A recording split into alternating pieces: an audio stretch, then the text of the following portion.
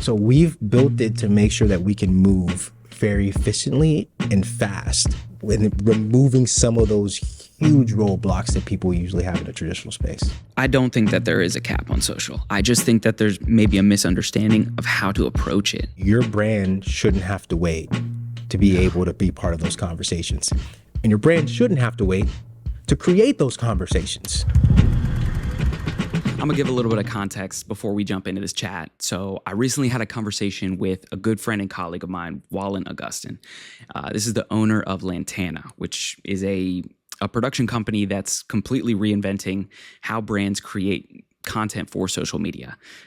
We've collaborated on a few projects, and I've seen firsthand like how they deliver quality with speed, which is pretty difficult in the production industry. So our conversation digs into commercial content, where it's headed, some practical tips, and yeah, that's about it. So let's get into it. Okay, so before we get into, industry stuff, production, all that kind of stuff, I kind of want to know the origin story, man. Yeah. Give me the origin story. How'd you get into, let's just say, the creative industry? How far back do you want to go? I was 2 years old. Yeah, I was in my mother's womb. No, I've always been drawn to production and cameras and creatives when I was little. I remember, I'm going to date myself, when we'd go to family events, we get those little Kodaks that you could, wind back, that came with a plastic at CVS. Mm-hmm. So I would always be the one that was designated to take the photos. And then when I got into high school, I started off like going out, filming, learning how to film, learning the fundamentals of production. Mm-hmm. And I started doing all the highlights for all the teams. And I did the announcements, the morning announcements, where I was the anchor. And then I also filmed, edited all that stuff. And then eventually, like my senior year, anything that needed to be shot came through me. Yeah. And it was really fun. It was dope. I really enjoyed it.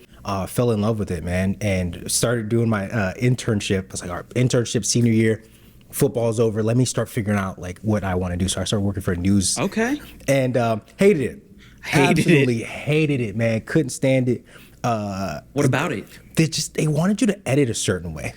Yeah, I know what you mean. And at that age, like I didn't really understand why. And then I had a boss, and she was like, "It needs to be done this way. Yeah. It has to be done this way." Now, like I'm older, I understand that there's a specific way to do news and to edit news. I get it. Sure. Then I wanted to be creative, and I didn't understand it, and I wasn't used to having a boss that told me I wasn't good enough, and they weren't teaching me how to do it. So I was like, all right, this is not fun.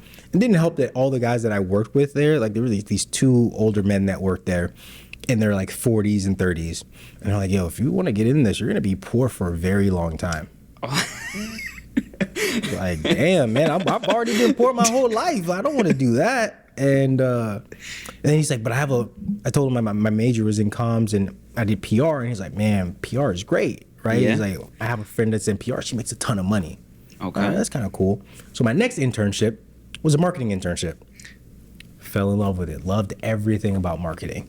So I did that for the next 10 years of my life after school. But I also kept my foot in the production world doing freelance, getting on set when I could. Yep. And went into commercials, working for small businesses in the DMV, social media, did a lot of focus because I was working in the digital realm and as a marketer anyway.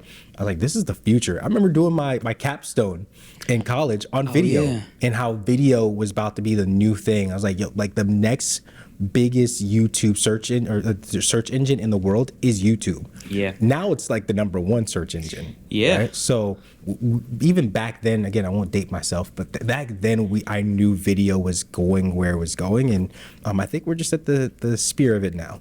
So you were in both worlds, because some people I meet, they're in the marketing world or they're in the video world, and it feels like two different bubbles. But you were, because of college and just from the early age, you kind of got to see what both look like. Yeah.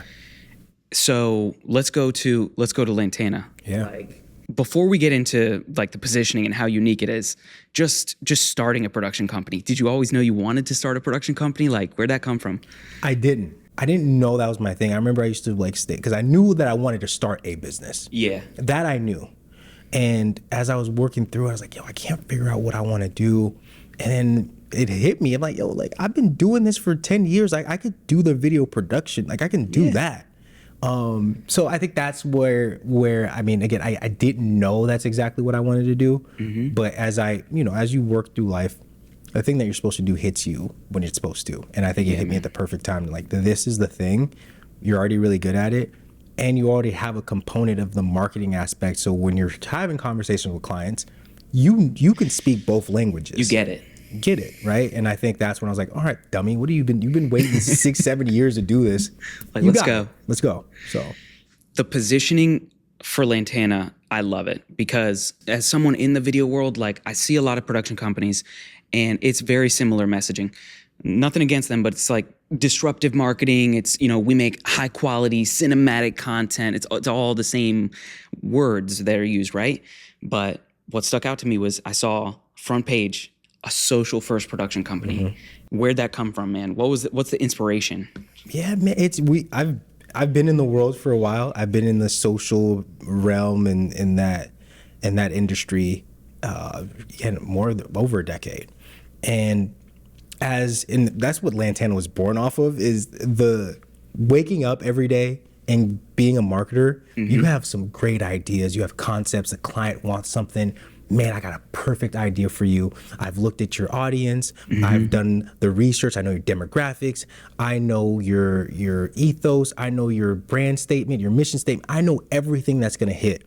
And the quickest way to get it to them is through social. And it's efficient as well. I'm like, all right, I got you. So everything's perfect. We come up with a great strategy. We worked hours to try to figure out the strategy and this concept and to bring it to life. We bring it to life. The biggest hurdle for you, usually for a marketer, is having those conversations with the clients. Like, here are ideas. Please pick one. Okay. Please love it. Yeah. You get through that hurdle and they love it and they're like, oh, this is such a great idea. Go do it. All right, let's find a production team that can do this. Yeah. That was the hardest job for me. Okay. Was finding a production house or company to be able to bring our vision to life. And by the time we found somebody, our idea got so whittled down, stripped down to the point where it was a shell of itself. And that hurt, right? And the thing that we would constantly hear is, it's not, we can't do it that quick. Yeah. It needs to be more money. We can't execute on that. And there's excuse after excuse, and that became really difficult for me. And I was like, I need to do something. Yeah. And that's how this came to be. Lantana content, Lantana came to be. And yeah, man, again, it's just you wake up every day and you have great ideas and you want to make cool things and nobody wants to do it. People are chasing these big TV ads. I always say, like, everyone's chasing a Super Bowl ad. Yeah. Why? Nobody sees them. No one cares. You can't share Super Bowl ads. Like, you can, like, you can be like, all right, like, let me find. But like, I see something that I like on social and I relate to it and I know it's important. I send it to the people that would relate to it. I send it to the information to somebody. I was just having a conversation with somebody about why Michigan is like the coolest place and the most beautiful place in during summer. Yeah. And it's like, I mean, I don't know if they're listening, but it's like I get it in my feed and it's like, this is why Michigan's so good and these are the cool spots you can go to. I can send that to somebody immediately. Somebody came up with that idea and said, Wallen is going to see this exactly when he's supposed to see it. That's so true. So why not make a company that focuses on social? If you look at the world and you look at what people are doing, if you want, back in the day, it was very difficult to get on TV. Yeah. I used to love watching MTV because I don't know if you remember when MTV was like hot. Like, MTV was not only where I got my music, but I'm watching reality TV. I'm watching True Life. I'm getting documentaries. They were pumping out all types of stuff, right? MTV Cribs. It was amazing. And to be on those shows were very difficult. Now you have the opportunity to make your own show yourself. And you can get out to the masses with a click of a button. I can build my own network on social. But there is something to be said about making sure now when you go into brands and companies and productions and like, hey, we want to have this message go out. We want to tell people how to use this thing. Yeah. There is an art form to it. You can't just do the thing and do it like you did a TV ad. You can't. It has to be done with the explicit purpose of making sure you can capture somebody's attention and relay your information effectively and efficiently through social. I think that's where Lantana comes in. Is this isn't a gimmick. This isn't we are the best in the world at making cinematic. We understand social. We understand the production that goes into it. We understand the best, like who the people are that can do this, because we have people all over the world, right? Yeah. And we know them because we've worked with the best. And we were just before this, we were cutting up a video. Yeah. And it took like 3 minutes. 3 minutes, but we have the eye for it. And we're like, all right, let's cut this, let's move this, let's trim it just right here. How long are the people? Are we gonna have their attention right here? Yeah. Okay, maybe if the algorithm, oh yeah, like we gotta make sure we get it right. So we know all the trades and the secrets. And I think that's how we're able to translate, and we know social is the way to do it. Man, that's so true. I feel like it's a different language. Like social and TV, it's like a lot of production companies I've noticed, they go to social the way they go to TV.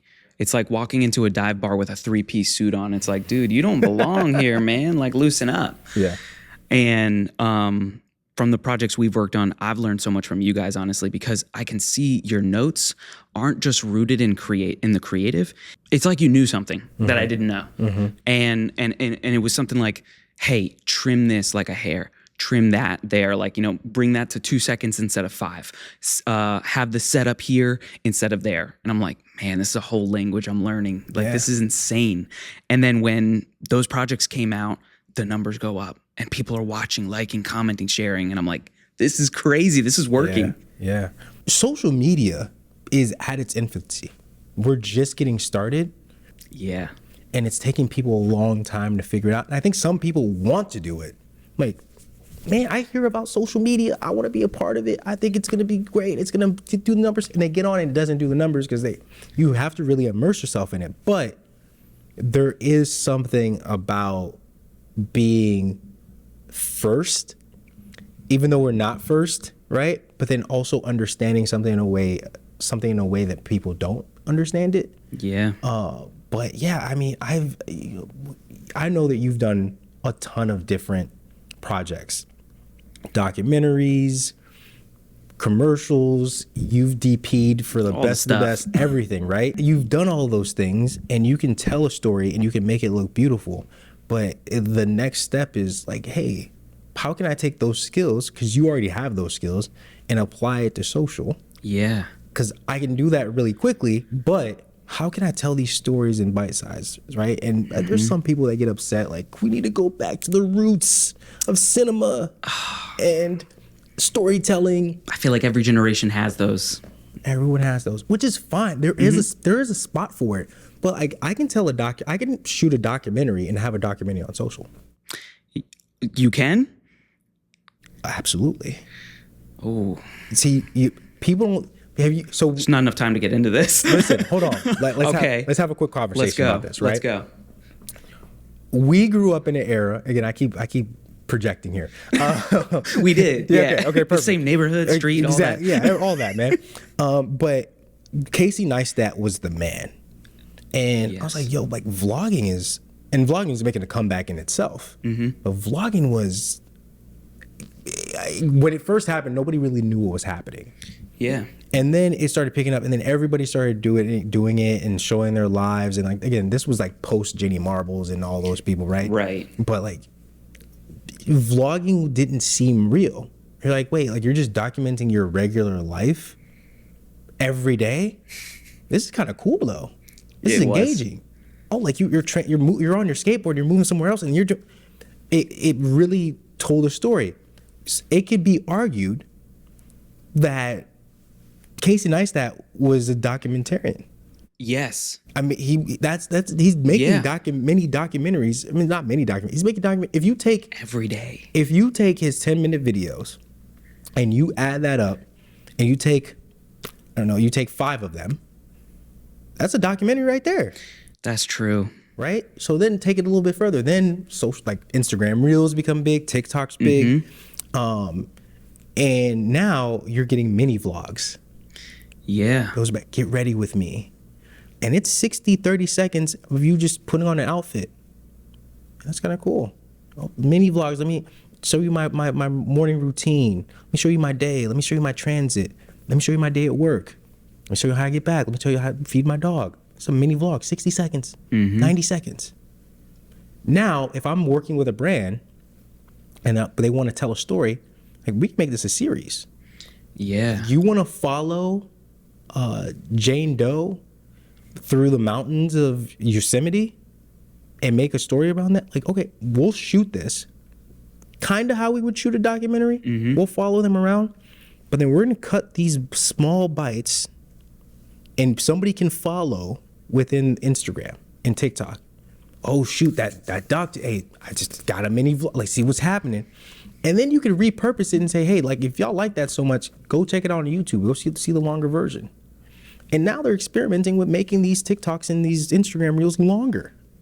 Yeah.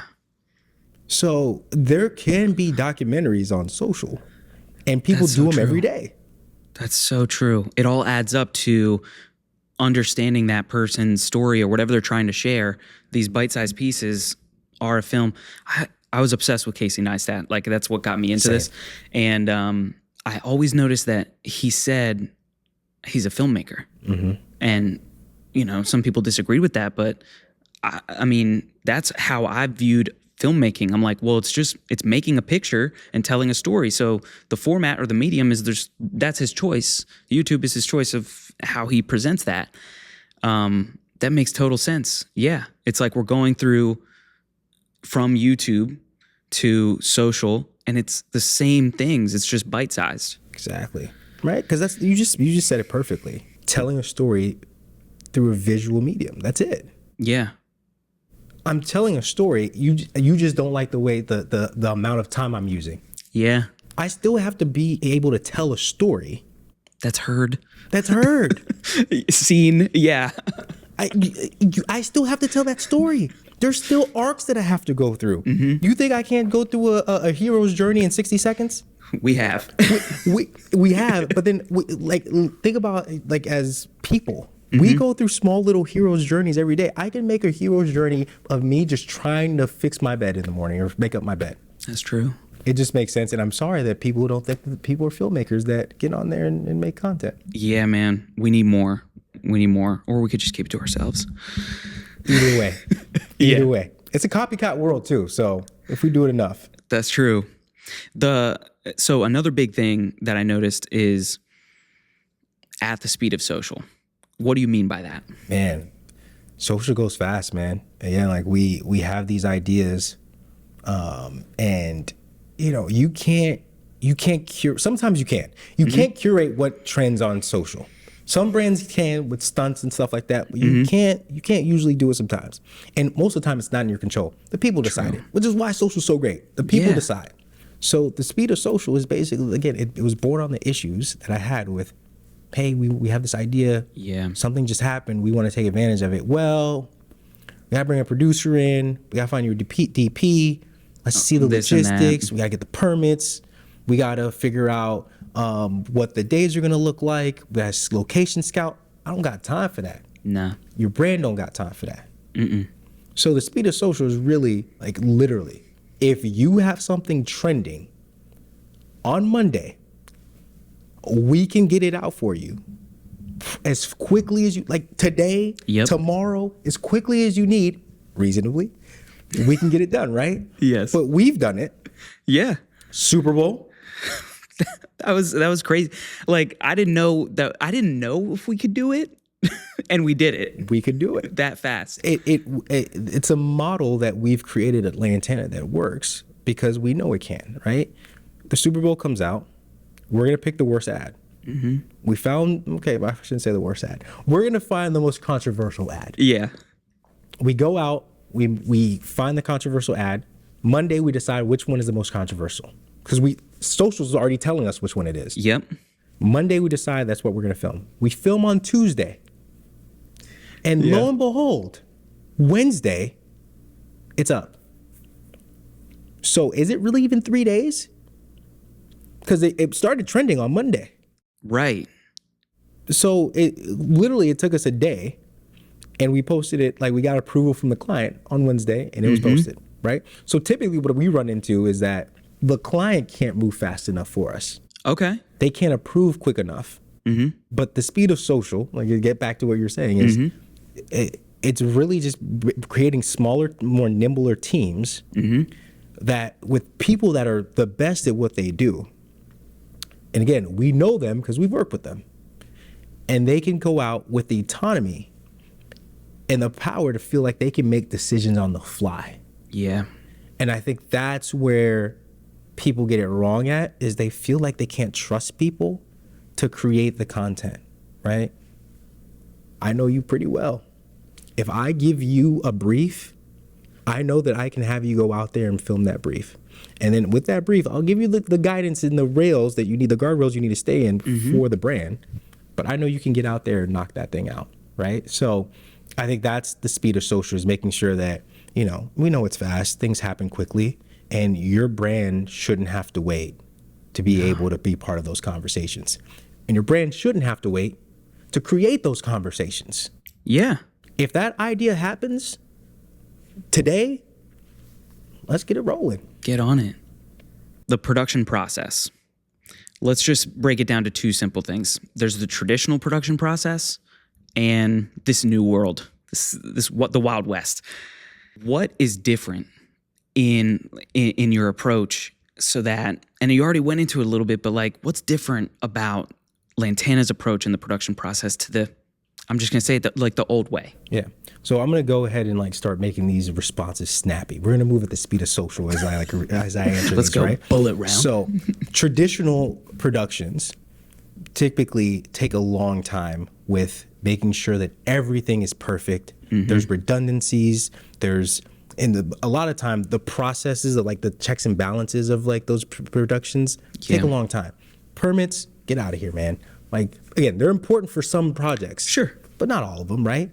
So they're just so used to the archaic fashion of work that, or production that's been done for decades, man. Yeah. Like, I'm going to give you a gesture here, like this long ago. Winding up the film. Yeah, you know what I'm saying? Like where there's no audio and it's just a motion picture, right? Yeah, true. So like we're using the same setup. Again, we talked about news outlets earlier. You edit news a certain way. It works. I get it. Don't change it. But guess what's happening? There's a lot of news folks that are on social. I follow them. Yeah, Morning Brew. I come to think of it, I watch them over the news. Like, well, they're both news, but you know what I mean. But they know how to tell you the thing. Yeah. With as little time you have. Like, listen, there's people that have kids. They got lives. They got jobs. I don't have time to sit and watch the news every day at 5 o'clock. Right? So I'm making the point that the traditional production model is very archaic. Yeah. And it's because we've been doing the same thing for so long. We've been there. We've done it. Yeah. And I don't want to just completely just dog on it, because that there is a place for it, and it works, and it's worked for so long for a reason. But now I think the way that Lantana has put, like our process that we've put together is, again, smaller, nimbler teams, and then also being able to know how to communicate those stories in an effective way. And then we've built a network of the best across the world, but then also utilizing creators. And there's twofold when I say that. Okay. Creators, those people that they're the influencers, people are so used to them just like, oh, this is what they do, they influence. They don't have to influence, right? They already have the skill set to concept, produce, film, edit, and deliver. Yeah. And they're really good at it, some of them, right? And then you look at it from a different perspective, like I call them makers. You and I are makers. We've studied the ancient art of production. The craft. DPs, gaffers, directors. The funny thing is, all of them are on social, creating their portfolios, and they know how to make social content.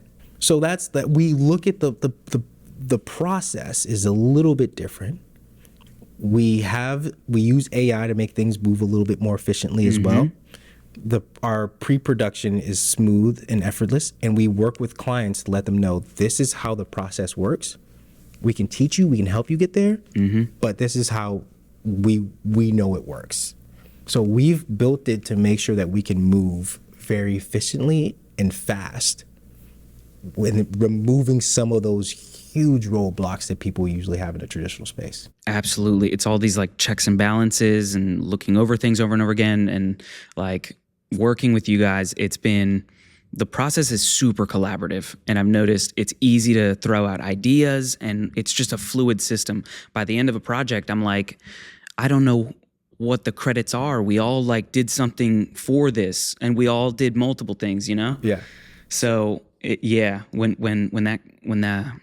that piece that we recently made came out, I'm like, I don't know. We all just did it. This is the mastermind crew. You know, that's my credits list. Well, listen, I'm talking I'm building the network, right? Yeah. I just spoke to somebody, a producer in LA, and traditionally we're so used to like this is what you do. Yeah. And that producer wanted to be a producer. Okay.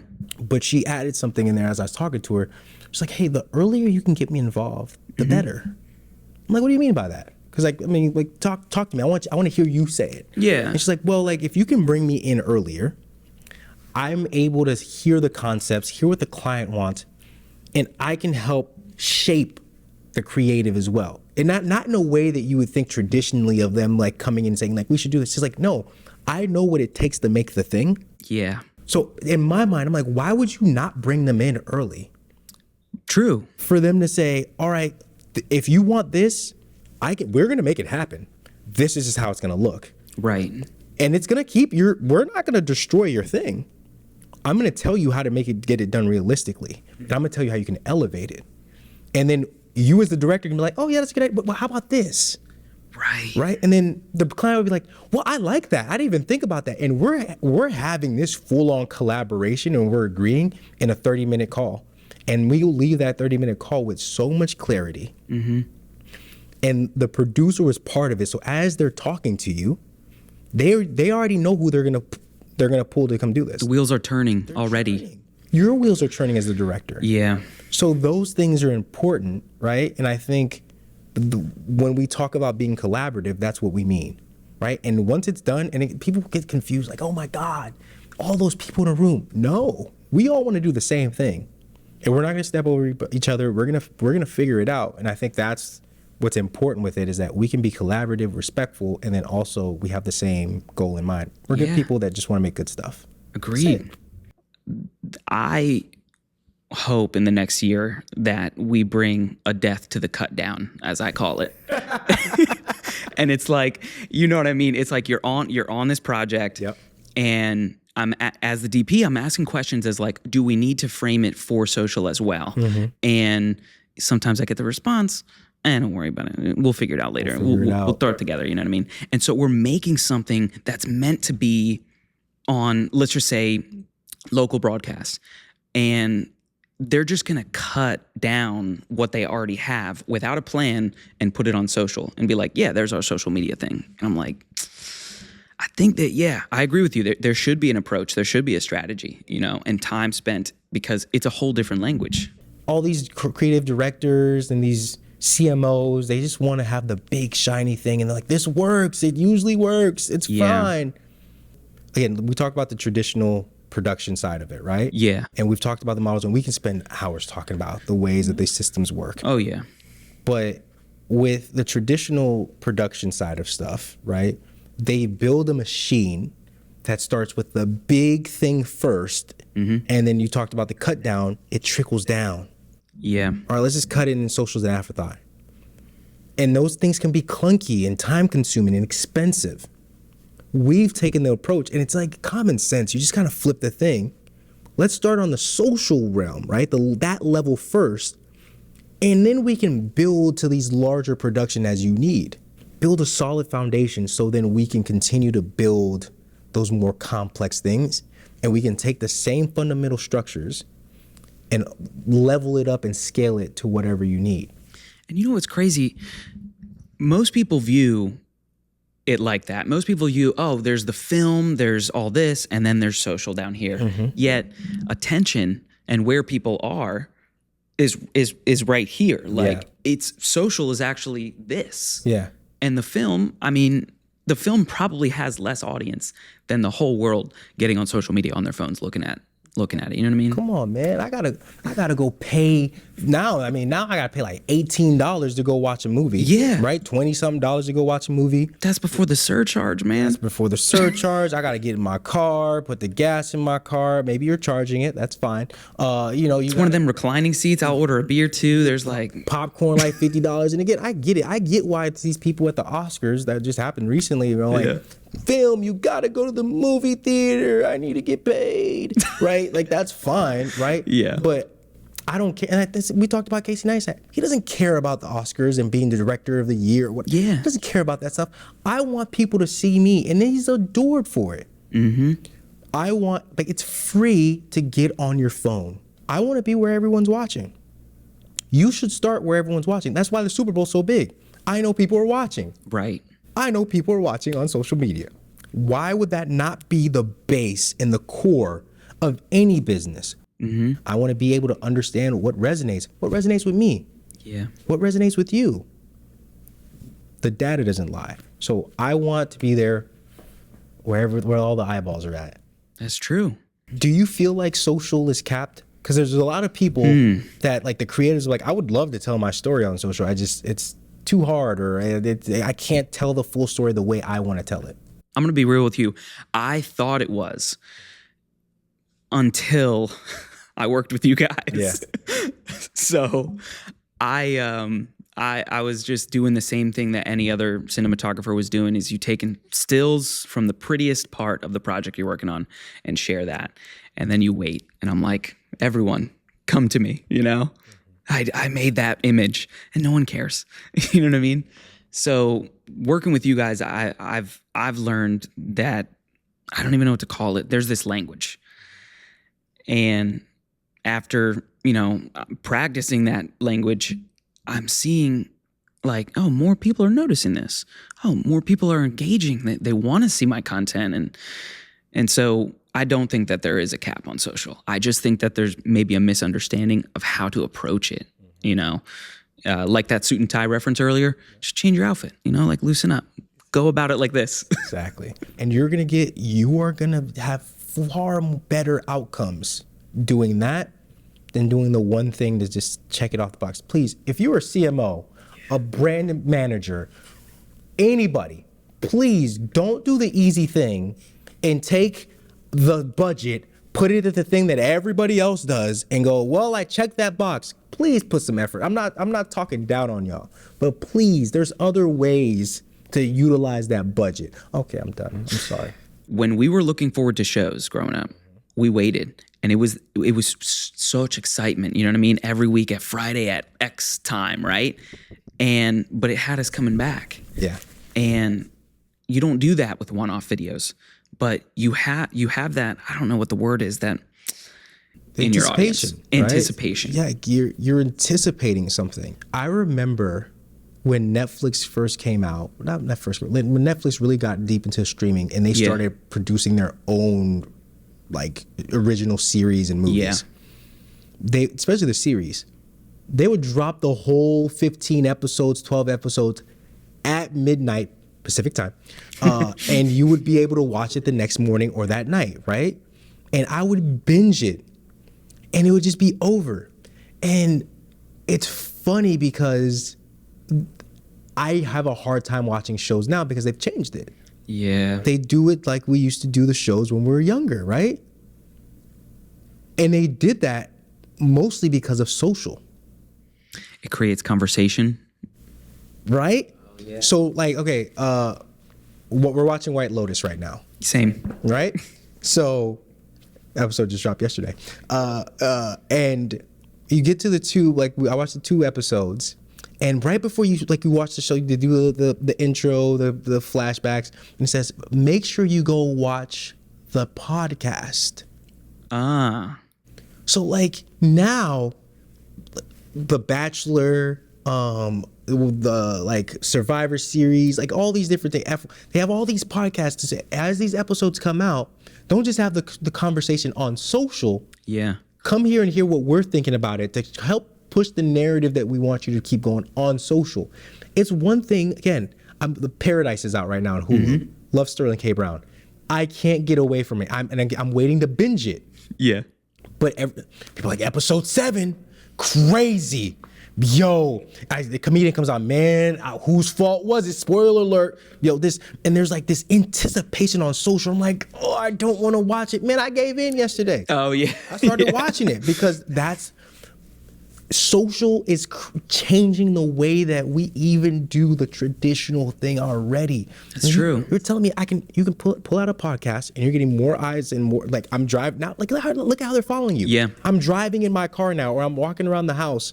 I want to hear what so-and-so has to say about this on the podcast. Then I want to get on social and see what and I can have a dialogue and a conversation about that one episode for a whole week. Yeah. Love is Blind. Now they would drop Love is Blind every like couple months. They would drop the whole episode. You would binge it and be like, yo, that was crazy. Now they're like, let me give you the first part of the pod. Yeah. The other episodes are coming on the 28th. Now I'm going to show you what it's like when they're living with each other on the honeymoon phase. And then let's get to the marriage phase. And like now you're like anticipating, we're having conversations about this whole thing. That's the power of social, and that's why it's important. Now they're like, okay, let's get this clip that like now they're even filming normally, but they're like, let's make sure we have something for social. Yeah. And that's what I was talking about earlier. Is like it's changing the way that the traditional folks do it. Why has it not gotten a commercial yet? That's so true.